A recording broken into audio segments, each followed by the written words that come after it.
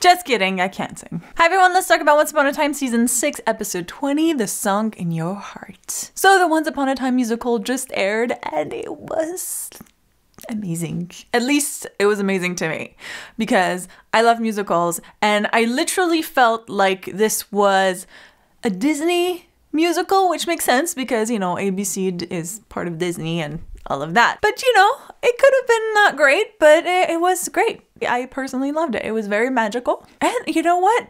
They were all original songs, which I feel like sometimes it's hard to just have really good original songs for an episode. And I think one of the few shows that did it really great was Buffy the Vampire Slayer, which has the best musical episode ever. But Once Upon a Time, it's up there, you know? When I was done watching the episode, I won't lie, I went back and rewatched some of the musical numbers. And then I also went to get the songs from the episode and I've been listening to them over and over again, and yeah, I love it. Because this was sort of a different episode, I think will break it down by talking first about the songs and then about the story. So let's start with the songs. As I said, the fact that it was all original songs was pretty impressive and they were all really good and performances were great. I'm just like, dude, can they all sing? Like, this is so unfair. I want to be able to sing. Always a little weird at first to see the characters that you know suddenly burst into songs, but I love when the bird just comes in and he's like, wait, and I was like, you know what? Snow White in the Disney movie actually does sing and she does, you know, burst into songs with the birds. And I was like, this actually fits really well. So I love how it started. That first number, I was just kind of like, this is like very Disney and cute and magical and I kind of like it. So I think it set the tone really well. And I like that it was set in the flashback. I think made it work even more because you have that fairy tale aspect to it. It wasn't like people randomly in the real world bursting into songs, which I totally love too, by the way, but it makes a little more sense within the story that this would happen as a flashback and as like she made a wish, obviously. So we get the song, they both sing really well, like I said, they're really good singers. And then we have the evil queen singing, which I think was one of my favorites songs. I also really love how when she's watching all her mirrors, like everybody's kind of singing their own tune and she's like, ugh, she's like, all right, I'll sing, but I'll sing a rock song.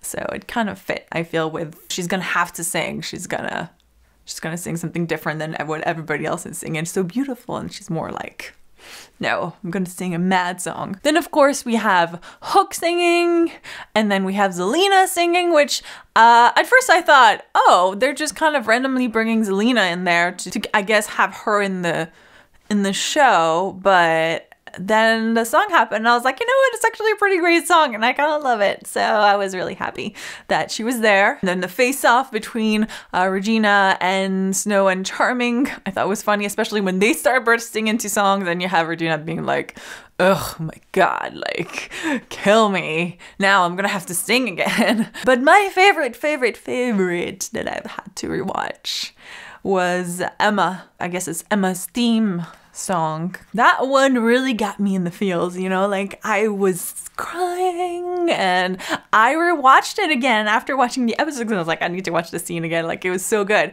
And I cried again and I was like, Sandrine, why are you crying again? Like, I mean, you just watched this, but that's how good it was. It just made me very emotional. And then I watched it like a third time and yes, I cried again. So yeah, did I mention I love musicals? Fun fact, when I go watch musicals, I always cry when they start singing just because I think it's so beautiful. It makes me cry.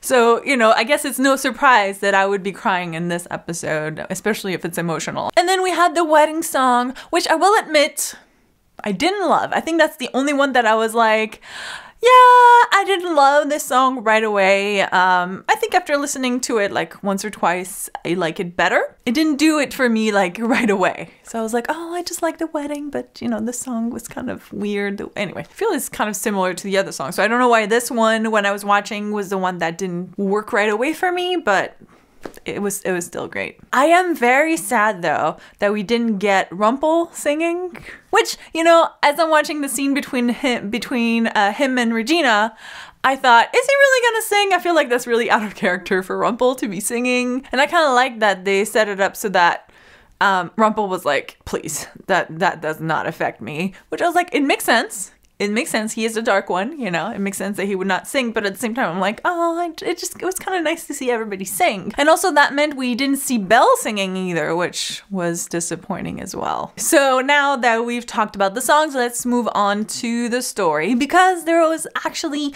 a story that made sense with the musical, which I so appreciate. I appreciate how they found a way for it to make sense and to connect those songs with the overall arc and story of Once Upon a Time, not just for this season, but from the beginning. I like that it was also a way to give Emma more power, or the power to defeat the Black Fairy, or the evil that she was meant to face off as the savior. And it sounds like those songs are what will put her over the edge to win against the Black Fairy, because the prophecy said that she was gonna lose. But it seems like the songs might have given her an extra boost in a way to win, to change her fate. And then of course to explain it all away, it's like, but you have to forget about it because we can't, you know, we can't really let her know that we give her that power. Also, we didn't set this up until like in season 6, so it doesn't make sense why nobody talked about this before, so we'll just have people forget. That's like the writer's reason for making everybody forget, but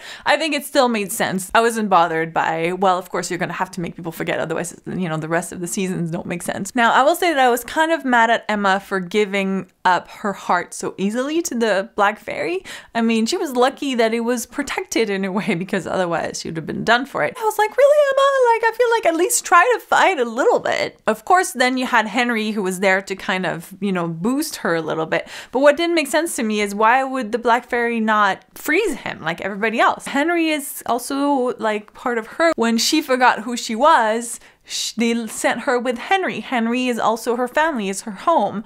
So if you don't freeze him along with everybody else, then you're not really isolating her, which I was like, well, that doesn't even make sense. Like, you're actually like helping her by letting Henry talk to her and cheering her on. But anyway, I'm not gonna complain because he did help her find a song within her. So, and then of course we have the wedding, which it's really beautiful because I've always really loved Emma and Hook together, and just kind of, it was beautiful. It was cute. I do have one question about the wedding. Was Belle there? Because I don't remember seeing her.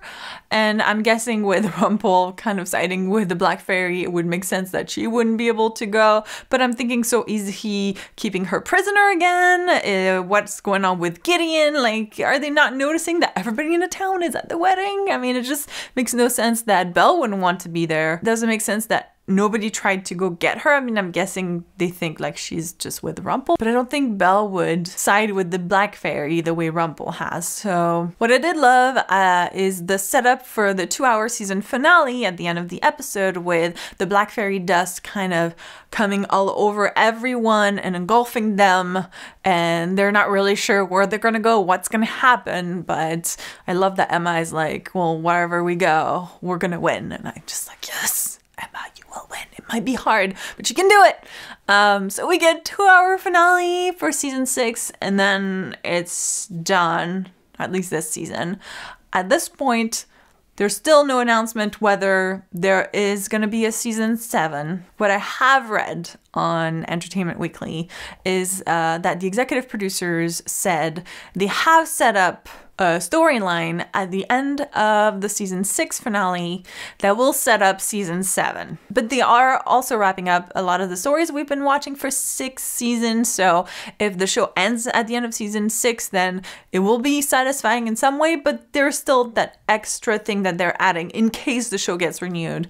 And then they're sort of starting a new chapter in the series. I don't know what they have set up, but I'm kind of hoping the show gets renewed, because if they're able to kind of reboot the show in a new way, it would be quite fun to see, I think. I think we're gonna find out probably in the next 2-3 weeks if the show gets renewed, so finger crossed. I would love to hear what you thought of this episode. Did you love the musical as much as I did? I mean, obviously, if you're not a musical person, you probably hated it. But if you love musicals as much as I do, then you probably loved it. So let me know in the comments. I have to say I'm pretty excited about the finale because I have no idea what's coming. I knew the Black Fairy episode was going to be all about the Black Fairy. I knew this episode was going to be all about the wedding and the singing, but I have no idea what the 2-hour finale is going to be about, and I have no idea what they've set up, and I'm just so excited about it. I am. But now I must listen to the soundtrack more, so I'm gonna